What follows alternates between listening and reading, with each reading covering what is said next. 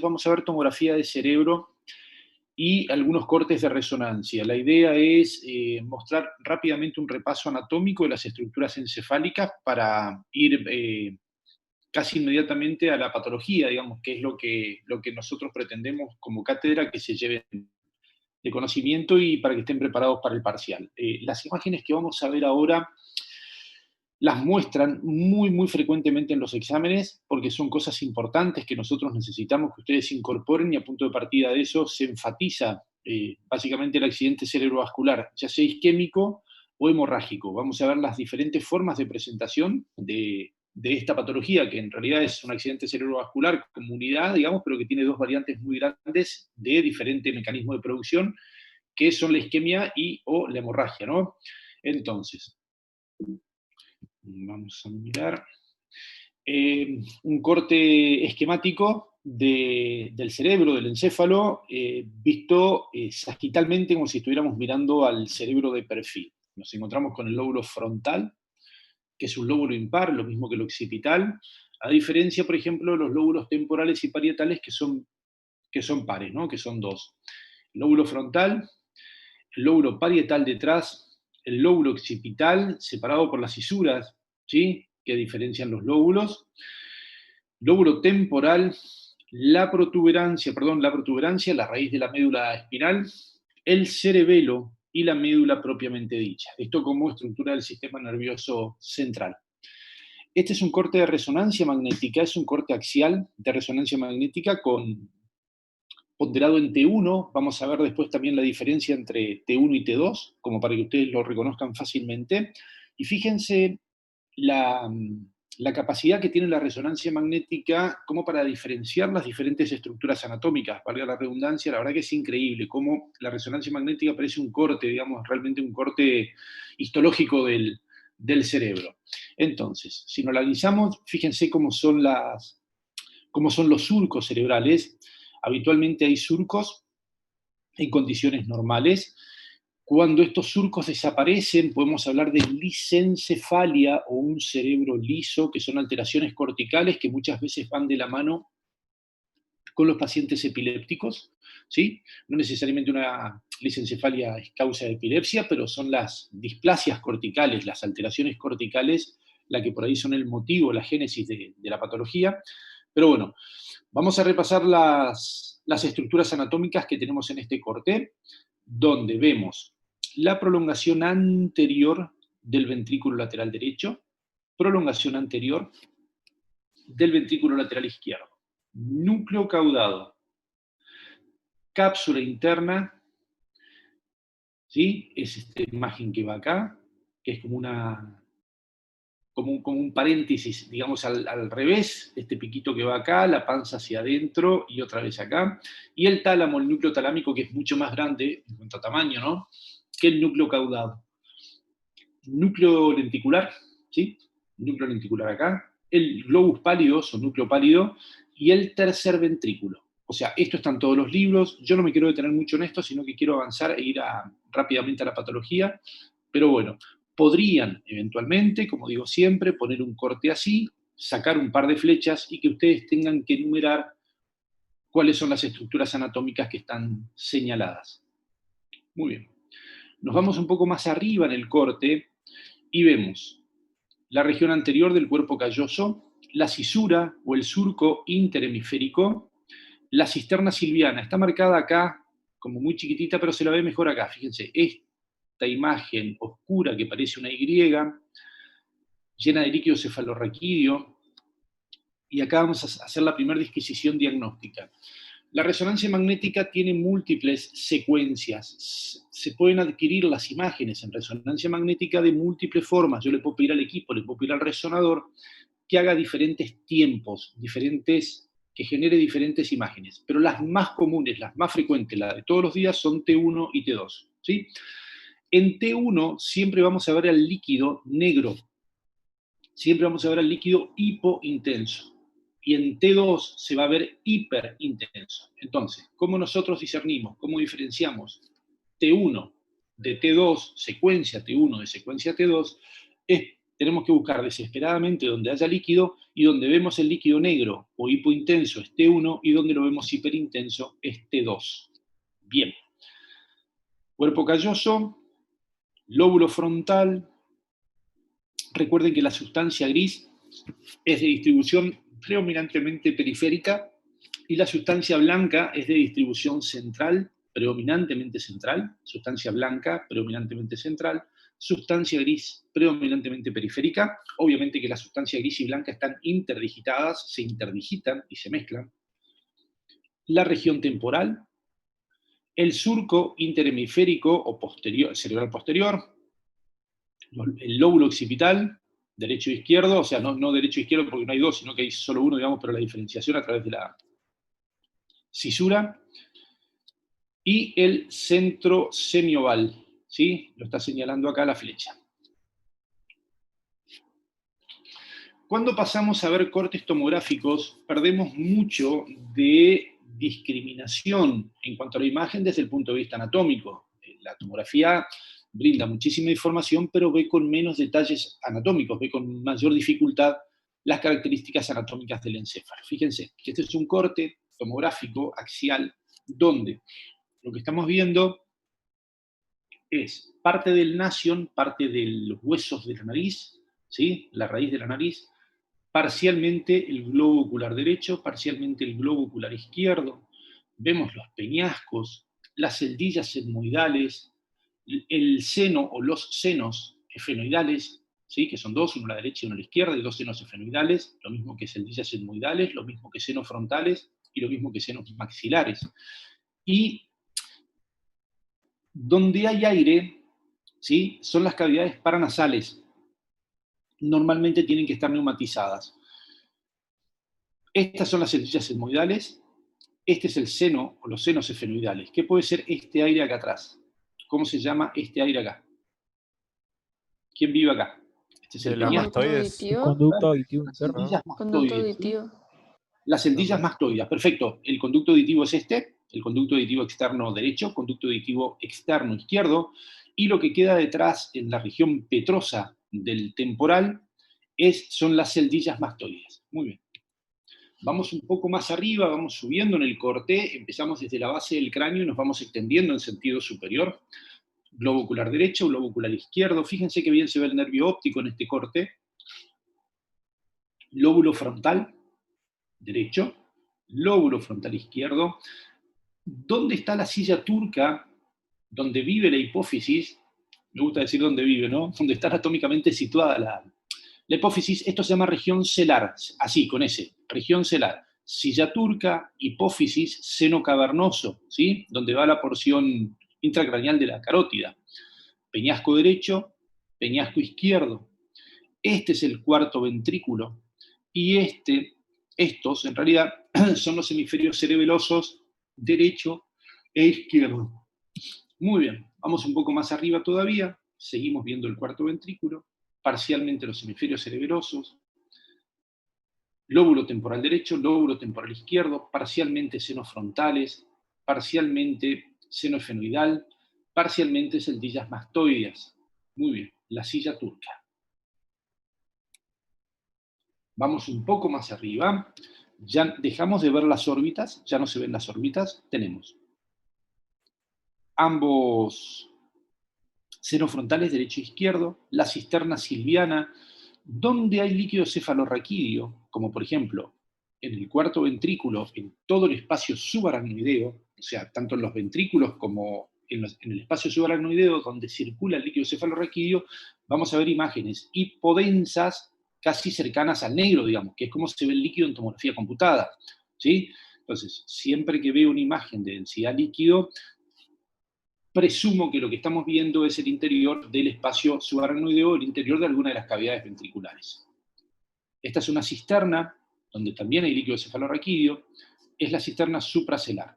La arteria basilar, pedúnculo cerebral, el acueducto de Silvio, que es la comunicación entre el tercer y el cuarto ventrículo, anatómicamente, la prolongación ventricular, la prolongación temporal del ventrículo lateral derecho. Muy bien. Por ahí esto es tedioso, pero es como para que se vayan haciendo el ojo y ya vamos a pasar a la patología.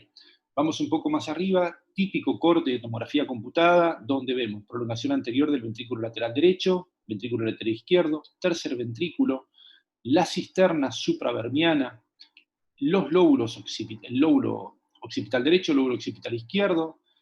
Fíjense que el tercer ventrículo es como una línea que adopta una disposición elongada en sentido anteroposterior. Es bien, bien vertical, de arriba hacia abajo. Esa es la manifestación tomográfica del tercer ventrículo, la manifestación anatómica en un corte tomográfico, para decirlo bien.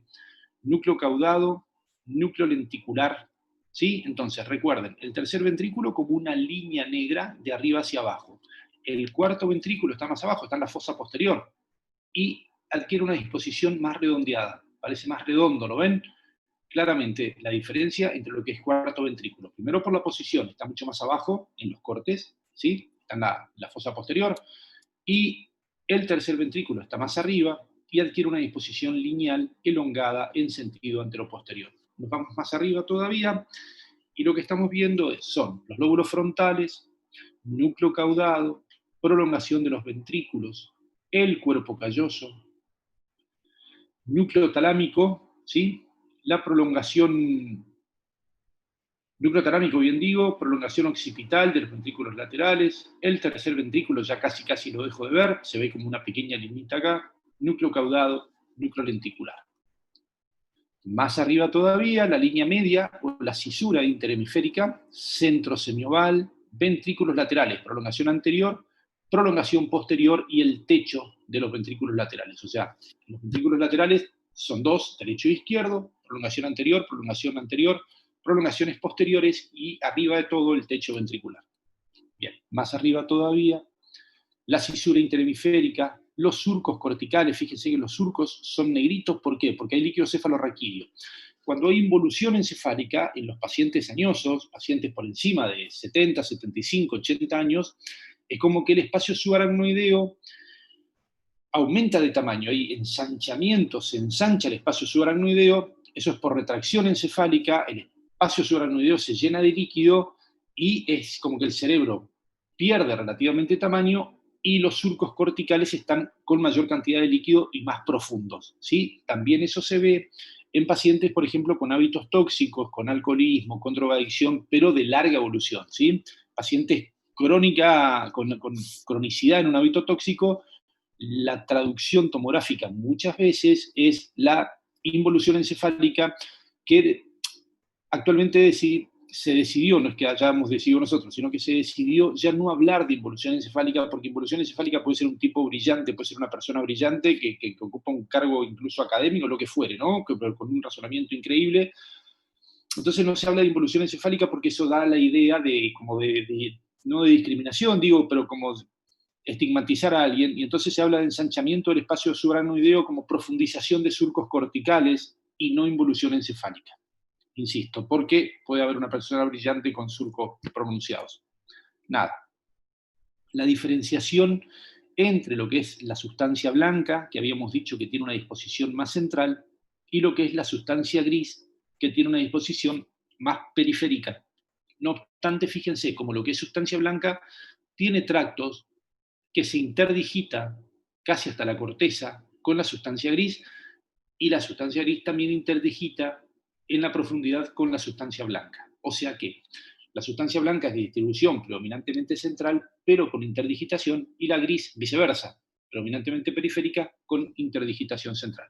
Muy bien.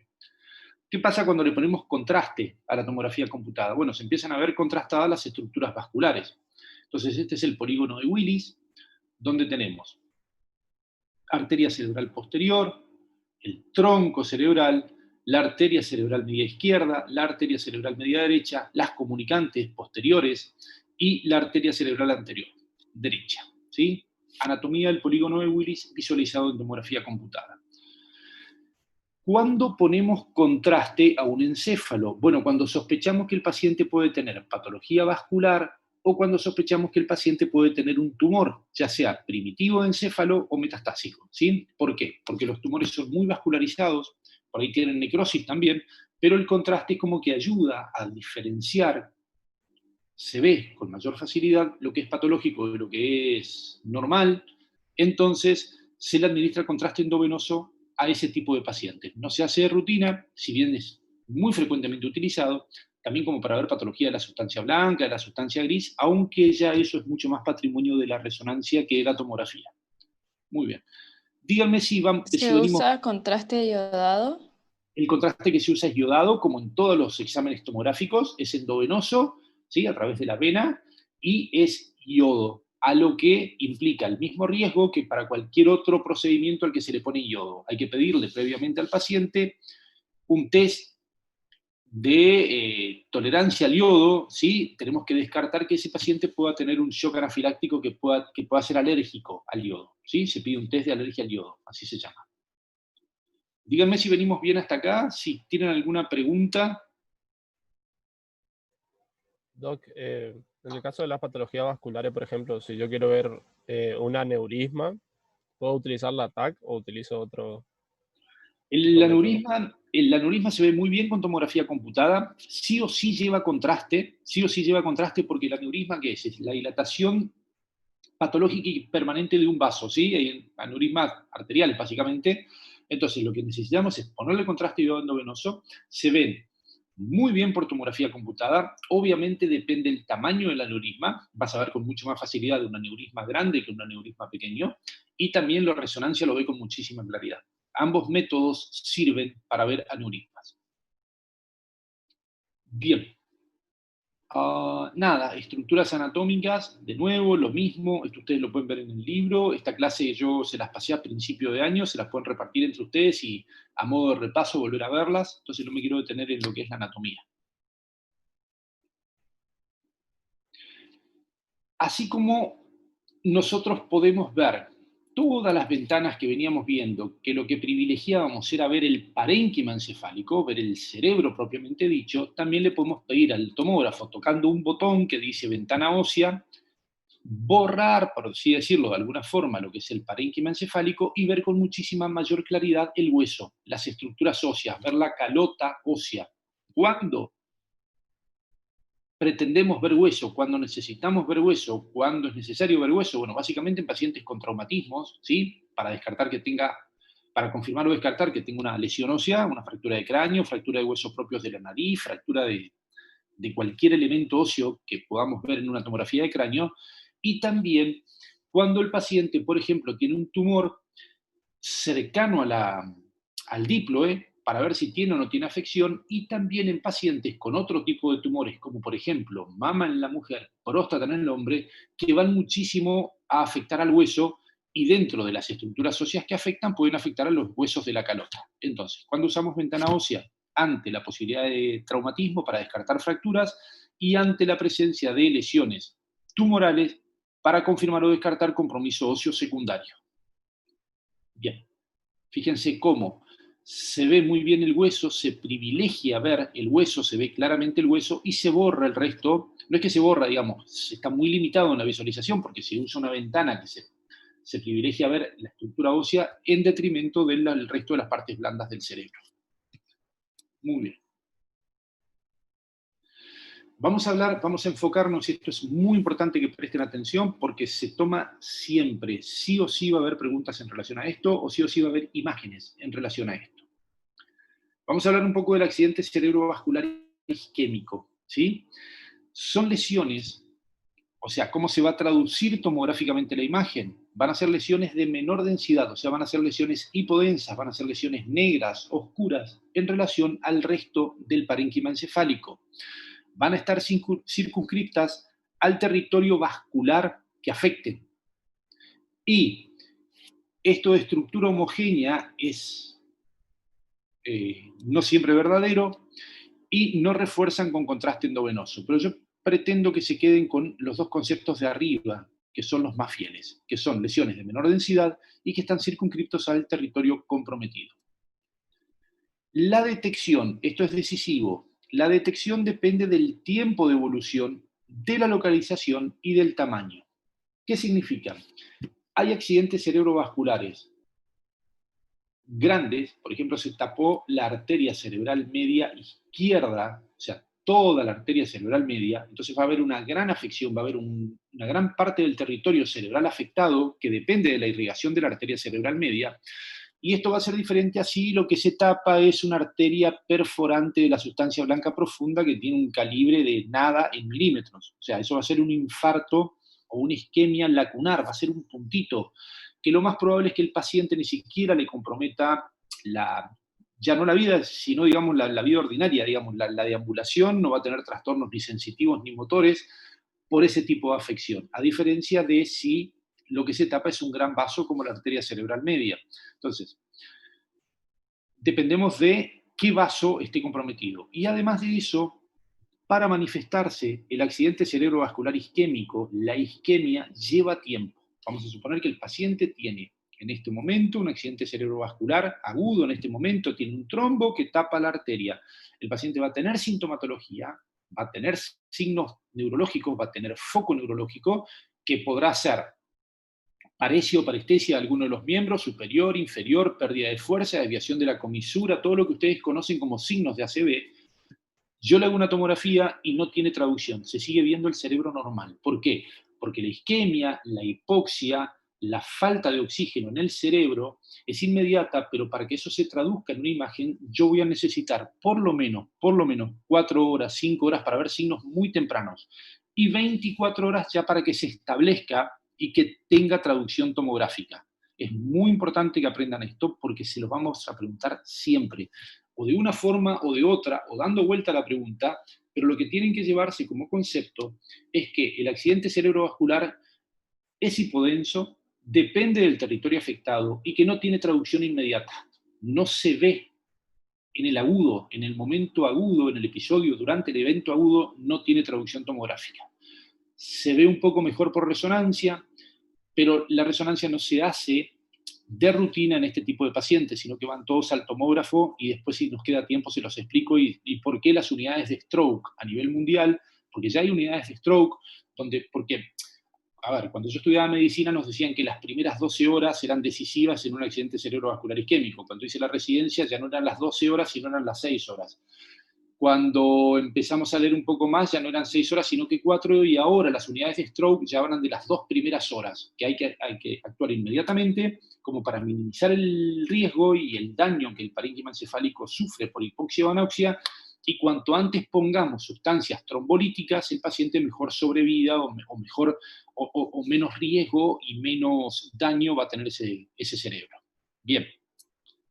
En fase aguda, todos tienen edema. Esto ejerce efecto de masa, significa que la lesión se va a rodear de edema, porque obviamente que hay hiperemia secundaria a la obstrucción, que lo que el cuerpo necesita es llevar oxígeno, y a punto de partida de eso va a haber edema también. Y con la evolución, con el paso del tiempo, vamos a suponer que el accidente cerebrovascular tiene 8 años de evolución, el paciente tuvo un accidente isquémico hace 8 años, la lesión cada vez se va a volver más oscura, más negra, y va a tener la densidad similar a la del líquido cefalorraquídeo. Bien, un ejemplo vale 1000 palabras. Fíjense, este es un corte tomográfico. Traten de no leer, si no lo leyeron todavía, concéntrense en la imagen y díganme si ven alguna diferencia. ¿Qué cosa les llama la atención en esta tomografía? Participen con total libertad, quien quiera, y con toda la posibilidad de equivocarse, porque acá estamos... Que se ve un poco más oscuro, por decirlo así, en el lado derecho, como un círculo. Bien, es una posibilidad. ¿Alguien piensa otra cosa? ¿Sí? ¿Hay una calcificación? ¿Sí? Sí, hay una calcificación. ¿Quién ve otra cosa, además de lo que vieron? Hasta acá... Sería en el lóbulo temporal izquierdo, sería. Tiene como una especie de hipodensidad. Bien, bien. Alguien dijo derecho y alguien dijo izquierdo. Tenemos que discernir bien el lado. Bien. Puede ser que la línea media está un poco movida también. Bien. Muy bien. Vamos a analizar la tomografía. Tengo cisura interhemisférica, prolongación anterior del ventrículo lateral, prolongación anterior, parte del techo, prolongaciones posteriores. Hay calcio acá, como bien dijo alguien, y un poquito de calcio acá. Estos son los plexos coroideos, ¿sí? El lugar donde se produce el líquido cefalorraquídeo. Con muchísima frecuencia calcifican, los plexos coroideos calcifican aún en personas jóvenes. Entonces, ver calcio en los plexos coroideos no es patológico, es una variante normal, ver calcio acá, y también ver calcio en la glándula pineal que vive acá un poquito más arriba. Muchas veces la glándula pineal calcifica. Entonces, ver calcio dentro de los plexos coroideos o en los plexos coroideos y en la glándula pineal no es patológico. Ahora, yo comparo esta mitad con esta mitad y veo algo más oscuro que va desde acá hasta acá. ¿Lo ven? Sutilmente hipodenso, ¿lo ven? Sí, Hay una sí. hipodensidad difusa que va desde acá hasta acá. Bien.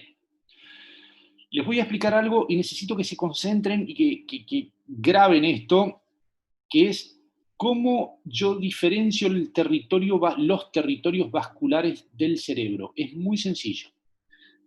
De la prolongación anterior del ventrículo para adelante, es topografía de la arteria cerebral anterior. Desde acá para adelante, cerebral anterior. Desde el ventrículo hasta el otro ventrículo, exactamente donde está la imagen, es arteria cerebral media. Y desde acá para atrás es arteria cerebral posterior. Entonces, yo lo que tengo es una hipodensidad que compromete a la topografía de la arteria cerebral media izquierda a nivel cortical, subcortical y profundo. ¿Qué es esto? Es una isquemia enorme. Todo lo que esté acá se va a morir y el paciente va a tener un gran déficit neurológico del lado derecho. Recuerden que las vías son cruzadas, entonces todo lo que esté de este lado, arriba, por lo menos en el cerebro, va a generar efectos en el hemicuerpo derecho, en el hemicuerpo contralateral, porque la vía es cruzada. Entonces, de acá para adelante, cerebral anterior, entre la prolongación anterior y posterior, cerebral media, y de acá para abajo, cerebral posterior. Esto a grandes rasgos. ¿Lo tienen? ¿Vieron la imagen? ¿Y tienen los territorios vasculares? ¿Sí? ¿Alguien Sí, no doc. entendió? Bien. Fíjense. Esto es más avanzado y lo que tenemos es una isquemia chiquitita acá en topografía de la arteria cerebral anterior. Y acá, en este hemisferio, está todo negro. O sea, no solamente lo que teníamos, que era desde acá hasta acá, que era cerebral media, sino que está negro también adelante y está negro atrás. Entonces, ¿qué se tapó? Se tapó la carótida, se tapó el vaso del cuello que sube y generó una isquemia. O sea, la morbimortalidad de esto es altísima. El paciente va a tener seveño horario neurológico y que le va a comprometer la vida por la falta de oxigenación del cerebro, que no es un poquito, es muchísimo, es todo el hemisferio izquierdo y parcialmente el hemisferio derecho. ¿Entienden la diferencia entre los territorios vasculares, no es cierto? Y hay otra.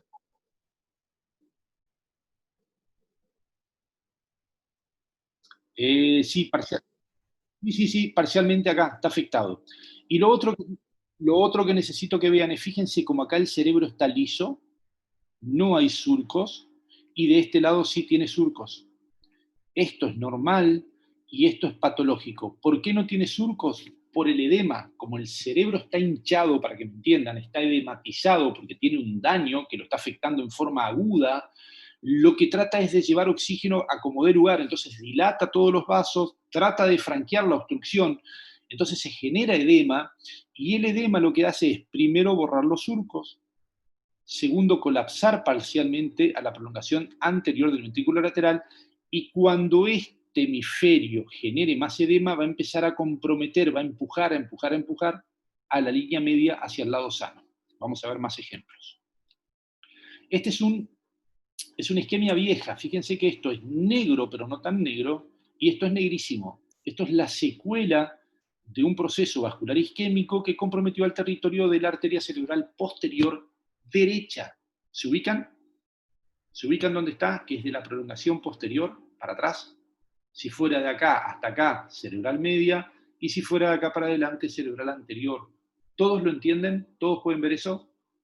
Sí, doc. ¿Sería el hemisferio occipital?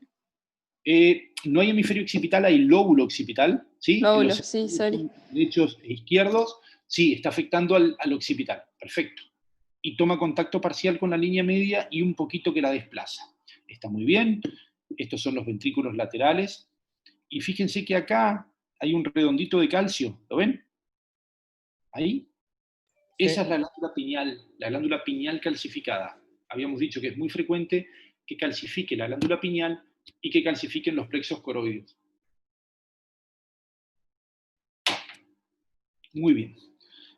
Fíjense, este es un paciente añoso, un paciente que debe tener alrededor de 80 años, donde lo que se ve es una lesión redondeada, de bordes bien definidos, hipodensa en relación al parénquima encefálico, que es un proceso vascular isquémico, pero lacunar, digamos, es como una, para que me entiendan, una laguna, afectó una parte del cerebro, una partecita del cerebro, pero no es tan grande como los que veníamos viendo. Entonces, vamos a suponer que esto no tiene ningún cartel. ¿Cómo lo describieron ustedes? Como una lesión redondeada, hipodensa, en el hemisferio derecho, en topografía de la arteria cerebral media, porque yo sé que si está entre esta prolongación y esta otra es cerebral media, y podrían poner que está adyacente al núcleo caudado, adyacente al núcleo lenticular, o en la región lentículo-capsular derecha, como está descrito acá. Y fíjense que ya este paciente tiene profundización de surcos, es como que estamos viendo mucho surco. Eso pasa, habíamos dicho, en los pacientes añosos con mucha frecuencia y en pacientes con hábito tóxico. Fíjense, una vez más, calcificación de plexos coroides, calcificación de la glándula pineal, variantes normales. Muy bien. Esto es muy difícil de ver, muy difícil, y creo que solamente lo pusieron una vez en un examen porque es complicado para ustedes. Pero ¿qué característica tiene este cerebro? Primero, veo todo gris, no veo las estructuras anatómicas que normalmente veo. Veo apenitas los ventrículos, como que los ventrículos están colapsados, no veo los ventrículos como los veo siempre, como los veo acá, como los veo en esta, o como los veo en esta otra, ¿sí? No se ven los ventrículos, es como que los ventrículos están muy chiquititos, no hay diferenciación entre sustancia gris y blanca, no tengo surcos, no hay ningún surco. Eso significa que el paciente tiene edema cerebral difuso y que tiene un proceso que le está provocando una isquemia de todo el cerebro. ¿Qué le pasó? O sea, ya no es derecho, ya no es izquierdo, sino que es bilateral, que afecta todo. ¿Qué le pudo haber pasado al paciente? ¿Puede ser paro cardíaco? Se superpusieron las respuestas y no Meningitis. escuché. Meningitis es una posibilidad, pero no. ¿Quién dice otra ¿Paro cosa? cardíaco?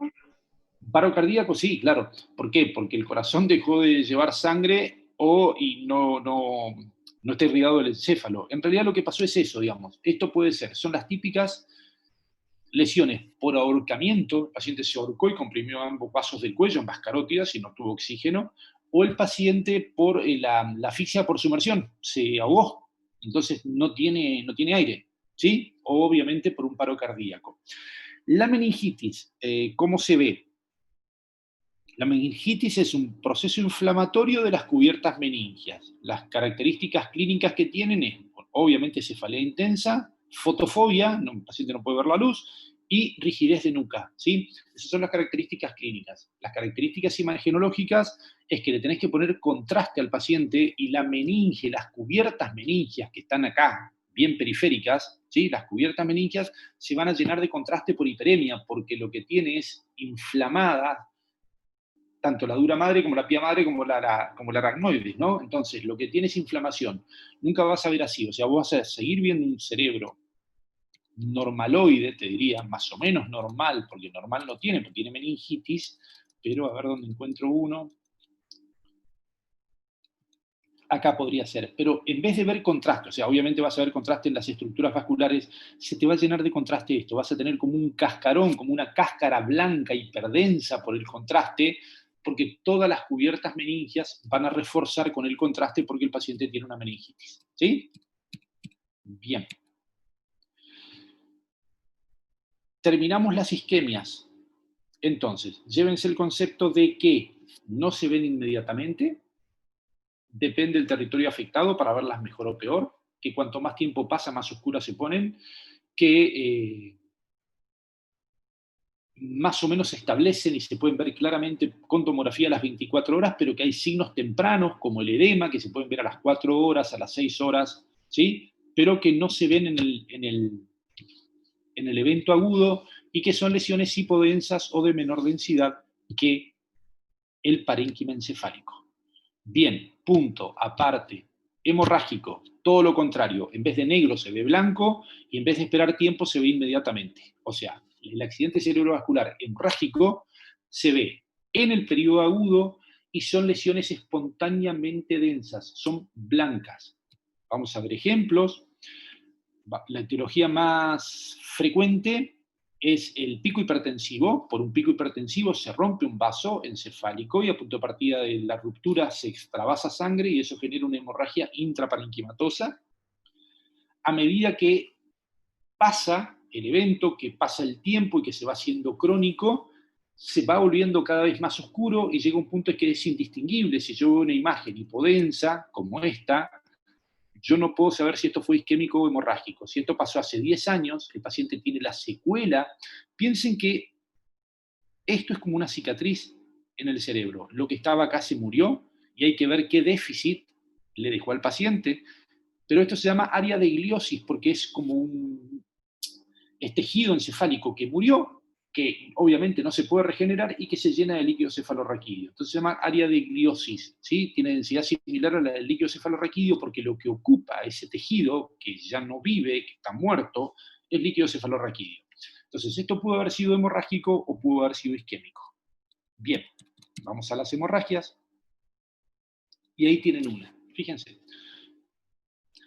Corte tomográfico de encéfalo, donde se visualizan las prolongaciones anteriores de los ventrículos laterales, parcialmente el tercer ventrículo, y en topografía de la arteria cerebral media izquierda, en topografía de la arteria cerebral media izquierda, se reconoce una imagen redondeada, espontáneamente densa, con un fino halo hipodenso alrededor.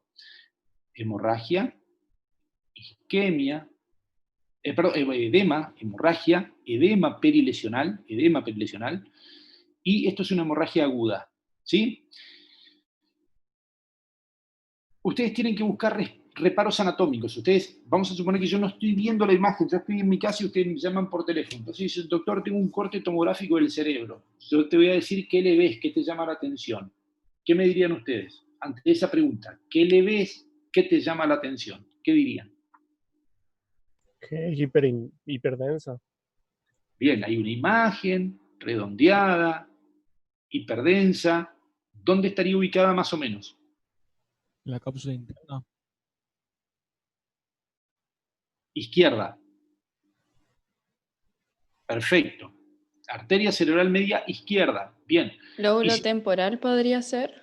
Podría ser lóbulo temporal, podemos decir en la transición entre la región subcortical y la región profunda de la sustancia blanca. Podríamos decir que es paratalámica. Recuerden que acá vive el tálamo, el núcleo caudado está acá, este es el tálamo, entonces podríamos decir paratalámica, o podríamos decir en territorio limítrofe entre sustancia gris, que es lo de afuera, y sustancia blanca, que es lo de adentro. Fíjense la cantidad de reparos anatómicos que ustedes me pueden dar. Territorio limítrofe entre sustancia gris y blanca, paratalámica, lóbulo temporal, ¿sí? Es así como se describen las cosas. Entonces, esta es un foco hemorrágico agudo, intraparenquimatoso, está dentro del parénquima encefálico, y tiene un poquito de edema. Y lo otro que me tienen que decir que el edema que rodea la lesión no comprime ni desplaza las estructuras de la línea media. No comprime ni desplaza nada. ¿Sí? Está, pero no comprime. Fíjense otra vez, calcio en la glándula pineal. Esto es una hemorragia mucho más grande que compromete al lóbulo frontal, ¿sí? Predominantemente al lóbulo frontal izquierdo, en territorio de la arteria cerebral media, otra vez, porque si esta es la prolongación del ventrículo, si fuera cerebral anterior estaría acá, y si fuera cerebral posterior estaría acá. Ahora, ¿qué otra característica tiene? Que la sangre, la hemorragia se volcó dentro del sistema ventricular, porque yo tengo que ver los ventrículos negros, no blancos. Negro, ventrículo negro, siempre ventrículo negro, ¿sí? Los ventrículos llevan líquido cefalorraquídeo, tienen que ser negros. ¿Qué pasó acá? Se volcó la hemorragia. Entonces no solamente tiene la hemorragia, sino que tiene volcado intraventricular, ¿sí? ¿Y qué otra característica tiene esta hemorragia a diferencia de esta? ¿Qué diferencia fundamental hay entre esto y esto? Que desplaza las estructuras, puede ser. Eso es todo lo que tienen que decir y todo lo que tienen que saber. Eso es decisivo. ¿Por qué? Porque está teniendo mucho edema y porque desplaza las estructuras de la línea media. ¿Y qué pasa si yo empujo esto? Esto va a tener cada vez más edema y yo sigo empujando esto para allá. ¿Qué pasa? ¿Qué les parece que puede pasar? Aumentar la presión intracraneal y va a matar al paciente. Lo que lo mata al paciente, lo que mata al paciente es el edema. ¿Por qué? Porque el cerebro es una estructura blanda, si quieren gelatinosa, dentro de una gran caja rígida que es la calota craneana. Entonces, ¿qué pasa? Yo empujo esto de acá para acá, empujo,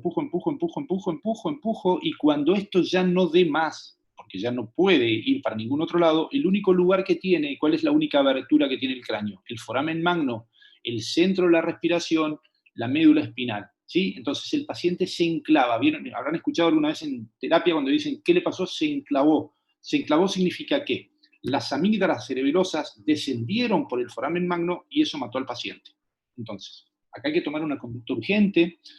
Lo que se hace es, se desplaqueta al paciente, se le abre una ventana acá, se corta el hueso, para que el edema de este lado protruya sobre el encéfalo, pero que el cerebro vaya saliendo del cráneo y no que se enclave. Esa es una. Se le dan muchísimos corticoides y obviamente se le pone un drenaje para esta hemorragia. Esas son las terapéuticas que hacen los neurocirujanos para tratar de que este evento, que es agudo y masivo, no mate al paciente. ¿Sí? Muy bien. Entonces, es decisivo que ustedes vean que comprime y que desplaza las estructuras de la línea media. Eso no puede pasar. Esto es más para confundir, no importa. Yo lo único que pretendo que vean es el edema de la otra vez y el desplazamiento de la línea media a punto de partida de esta lesión. Bien. Pregunto. Ojalá que ninguno de nosotros tenga ningún accidente cerebrovascular, pero si tuvieran que elegir uno, ¿qué les parece que es menos grave, el isquémico o el hemorrágico? El isquémico. Siempre hago la misma pregunta y hay diversidad. El isquémico. El hemorrágico. Bien, algunos dicen isquémico, algunos dicen hemorrágico. Al que dice, o sea, ¿qué es menos grave? ¿Qué es menos grave? Defiendan la teoría los que dicen isquémico. ¿Por qué es menos grave los que dicen isquémico? Porque el tratamiento. Porque tarda más en que se parezcan los síntomas, por ejemplo, el edema, tarda más tiempo. Porque el tratamiento antiplaquetario es menos riesgoso que el del edema hemorrágico. Esa es la respuesta del... Es exactamente eso. ¿Por qué? Porque lo que demora en aparecer tomográficamente no importa, o sea, igual le va a comprometer la vida al paciente. Y la respuesta, el razonamiento fundamental, es porque nosotros tenemos un tubo por donde circula la sangre, ¿sí? Es una manguera por donde la sangre circula. Una cosa es que la manguera se me tape porque tiene barro adentro y yo la pueda destapar desde afuera poniéndole sustancias trombolíticas, lisar ese trombo y que la sangre siga circulando. Eso se puede hacer farmacológicamente con sustancias como trombolíticos como el Alteplasa, que de hecho nosotros lo usamos en el Hospital Perrando. Previo a la pandemia la unidad de stroke funcionaba y previo a pandemia cada dosis de eso costaba entre 60.000 y 80.000 pesos. Y la unidad de stroke funcionaba y sacamos muchísimos pacientes con signos tempranos de isquemia poniéndole trombolíticos. Entonces, yo tengo un caño, ese caño se tapó, la sangre no circula o circula con mucha dificultad, pero yo puedo desobstruir ese caño, ya sea con terapéutica farmacológica o en los neurointensivistas, los cirujanos neurointensivistas pueden eventualmente meter algo que destape, algo mecánico digo, que destape la arteria. Eso es isquémico. Ahora, ¿qué pasó en la hemorragia? Se rompió. Se rompió y ya no tenés forma de arreglarlo porque el vaso se rompió y lo único que te queda es rezar, si creen en algo, para que eso deje de sangrar, para que la hemorragia espontáneamente colapse, o el hematoma que hace comprima la arteria y deje de sangrar. Entonces, siempre va a ser infinitamente peor la hemorragia que la isquemia, porque la isquemia tiene chance y la hemorragia no tiene chance. O sea, la chance de la hemorragia es que pare. Ahora, si vos me decís, yo te tapo la carótida contra un hematoma así chiquitito, y bueno, dame el hematoma. ¿Se entiende la idea? Es una cuestión de grados, pero siempre es mucho más peligroso en cuanto a morbimortalidad y en cuanto a lo que le puede generar al paciente la hemorragia que la isquemia. ¿Está claro el razonamiento? Sí. Sí, bien, genial.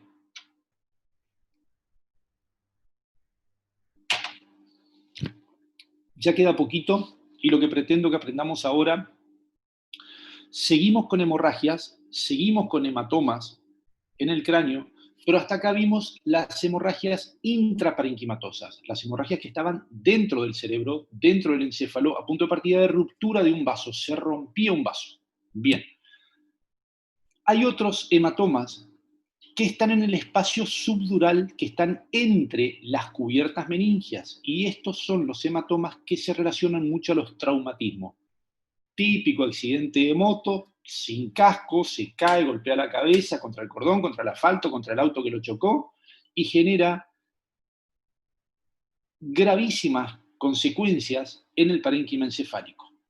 Entonces, van a preguntar, porque siempre preguntan, el hematoma subdural, el hematoma epidural y la hemorragia subaracnoidea, que son los tres tipos. ¿Qué características tiene el hematoma subdural? Primero, se ubica entre la dura madre y la aracnoides. Genera una imagen en semiluna, mucho edema perilesional. Fíjense el edema que tiene. Esto no está en el parénquima encefálico, no está dentro del parénquima, sino que está entre las cubiertas meningias. Sangró ahí porque se rompieron los vasos meningios, porque el paciente tuvo un trauma, rompió los vasos de la meninge y generó toda esta hemorragia subdural en forma de semiluna. Muchísimo desplazamiento de las estructuras de la línea media, con desplazamiento hacia el lado sano, y si yo no dreno este hematoma, el paciente se me va a morir muy rápidamente. Entonces, corticoides, abrir una ventana acá para que salga la sangre y deje de empujar el cerebro. Entonces, van a preguntar, ¿qué es el hematoma subdural? Es la sangre, el hematoma que se ubica entre la dura madre y la aracnoides, tiene forma de semiluna, genera mucho efecto de masa y se asocia muy frecuentemente a traumatismo encefalocraniano, lo que conocemos como TEC. ¿Sí? Este es el hematoma subdural crónico. Esto es lo que tuvo Maradona ahora. ¿Vieron que lo operaron y que está convaleciente el Diego? Bueno, tuvo un hematoma subdural crónico. También lo habían operado a Cristina oportunamente. Digo, por casos conocidos, operan a muchísimos pacientes de eso. Muchas veces esto el paciente no tiene ni idea que lo tiene. Fue un golpe banal, se acumula sangre, esa sangre se compensa porque es de los dos lados y porque no es tan grande, porque genera efecto de masa, pero como genera de este lado y genera efecto de masa de este lado, y como que se comprime un poco el cerebro, hasta que por algún motivo, digamos, esto o se reagudiza o empieza a dar síntomas. Esto es crónico porque es negro y esto es agudo porque es blanco. ¿Sí? Sangre aguda, y esto es un hematoma subdural crónico. Bien, y este es el otro. Ustedes les van a preguntar la diferencia entre extradural y subdural. Recuerden, subdural entre la dura madre y la aracnoides, y el epidural es entre la tabla interna y la dura madre. ¿Sí? Este no tiene forma de semiluna, este tiene forma de lente biconvexa, es biconvexo. ¿Sí? Y habitualmente este es más pequeñito porque no puede pasar las suturas acá. Vieron que se diferencian los lóbulos, entonces es muy difícil que este abarca todo. Es fronto, témporo, parietal. Fronto, témporo, parietal. Los tres lóbulos. En cambio este no. Este es solamente parietal. No es frontal y no es temporal. Es solamente parietal. Y tiene forma biconvexa. ¿Sí? Ustedes lo pueden repasar acá. Y fíjense cómo hay unas burbujas de aire, porque seguramente el paciente tuvo fractura de cráneo, entró aire. No se ve porque no es la ventana para ver hueso, pero hay aire, esto se llama neumoencéfalo, aire dentro, burbujas de aire en el encéfalo, neumoencéfalo, y otro hematoma epidural acá. Un hematoma acá, chiquitito, epidural, burbujas de aire, y otro epi, se llaman epi o extradural. Epi o extradural es lo mismo, y el otro hematoma es el subdural. Y después tenemos a la hemorragia subaracnoidea, donde la sangre está en el espacio subaracnoideo, en los surcos, en los ventrículos y en la cisterna. ¿Sí? Si aprendemos esto, avanzamos muchísimo y sabemos lo que le van a tomar del cerebro. Fíjense, todo lo que era negro se volvió blanco. Cisterna silviana llena de sangre, cisterna peritroncal llena de sangre, silviana del otro lado, el surco interhemisférico. Todo lo que era negro se volvió blanco. ¿Qué es esto? Es una hemorragia subaracnoidea. Y estas, así como el extradural y el epidural se asocian mucho a los traumatismos, esta se asocia mucho a los aneurismas rotos. Esto es lo que genera cuando se rompe un aneurisma, sangra en todo el espacio subaracnoideo y genera una hemorragia subaracnoidea masiva. Muy bien. ¿Preguntas hasta acá? ¿Alguna pregunta que se les ocurra? ¿Algo? El epidural o el extradural es biconvexo y el subdural media luna o semiluna. Ah, así es. Sí. Doc, hay algunos casos donde esos hematomas son crónicos, pero se reagudizan. ¿Puede ser? Y Sí. como que se ponen las dos imágenes, una blanca y la otra negra. Sí, eso pasa por esa entidad se llama infarto hemorrágico, o sea, infarto por un lado negro, hemorrágico por algún motivo se reagudiza. Eso puede ser por resangrado, por ejemplo, en pacientes anticoagulados. El paciente anticoagulado tiene un hematoma, lo supera y vuelve a sangrar en segundo tiempo. Puede ser a los 3 días, a los 4 días, a los 5 días. Por resangrado, sí. Eso se llama infarto hemorrágico. Tiene una isquemia también, puede tener un proceso isquémico y un sangrado. Sí, sí, sí. Vamos a ver cómo se ven las metástasis. Como múltiples imágenes nodulares. Acá hay otra, acá hay otra y acá hay otra. Las metástasis tienen mucho edema perilesional, mucho edema. Fíjense cómo tiene edema acá, todo lo negrito, edema, edema. Entonces, lo mismo que en el tórax, múltiples lesiones nodulares en ambos lóbulos, lo más probable es que sean metástasis. ¿Sí? ¿Cuál es el diagnóstico diferencial de la metástasis? El absceso. Vamos a buscar un absceso. Si tengo alguno, acá. Es una lesión redondeada que refuerza mucho el anillo con contraste y que tiene mucho edema perilesional. Fíjense, si yo les muestro esto solo, sin contraste, ustedes me tienen que decir que hay una lesión redondeada, hipodensa, con mucho edema perilesional. Le ponemos contraste y el refuerzo es periférico, es el anillo. Típica imagen del absceso. Primer diagnóstico diferencial, que sea una metástasis única, o sea, solamente una metástasis. Metástasis acá y la metástasis con contraste. Siempre el diagnóstico diferencial de la metástasis única es el absceso cerebral. ¿Sí? Así se ve el absceso cerebral, sin contraste, con contraste, y así se ven las metástasis. ¿Sí?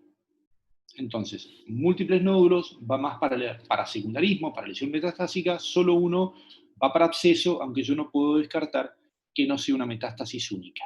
Y para terminar, este es un aneurisma, que me lo habían preguntado, fíjense, es como una imagen, como un 8, como bilobulada, tenuemente densa, en topografía de la mitad derecha del polígono de Willis. Yo le pongo contraste y la estructura vascular se llena de contraste porque es una dilatación, ¿sí? Llena de contraste. Si yo veo esto habitualmente no da síntomas cuando se rompe. Este paciente puede haber venido a tomografía por cualquier otra cosa, ¿sí? Por cefalea, por un trauma, por múltiples causas. Habitualmente estos pacientes se estudian por algo y uno termina encontrando, estos son hallazgos accidentales, incidentales, porque solamente dan síntomas cuando se rompen. Entonces, si yo me encuentro con esto, estos pacientes van a neurocirugía y les ponen un clip quirúrgico, ¿sí? Les ponen un clip que lo que trata de hacer el clip es fortalecer, lo que uno trata de hacer terapéuticamente es que la pared de este aneurisma, que es una zona de debilidad, no se rompa, porque si se rompa es un quilombo, es una patología severa, como vimos un sangrado masivo. Entonces, lo que uno trata es que esto no se rompa. Para que esto no se rompa, se le pone un clip quirúrgico que lo que hace es reforzar las paredes del aneurisma.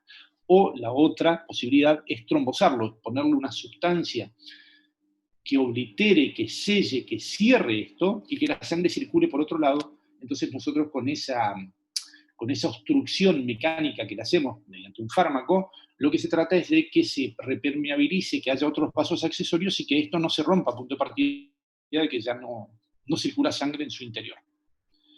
Una malformación arteriovenosa grande, muy grande, ¿sí?, que compromete al lóbulo occipital izquierdo. El occipito parietal sería, ¿sí? Es una malformación vascular grande. No se lo van a preguntar. Chicos, ustedes les van a preguntar isquemia, hemorragia, los diferentes tipos de hemorragia, subaracnoidea, extradural y subdural. Le van a preguntar la diferencia entre eso, le van a mostrar infartos, le van a mostrar isquemias, y de cerebro va a ser eso, básicamente eso. Muy bien. Muy bien. Sí.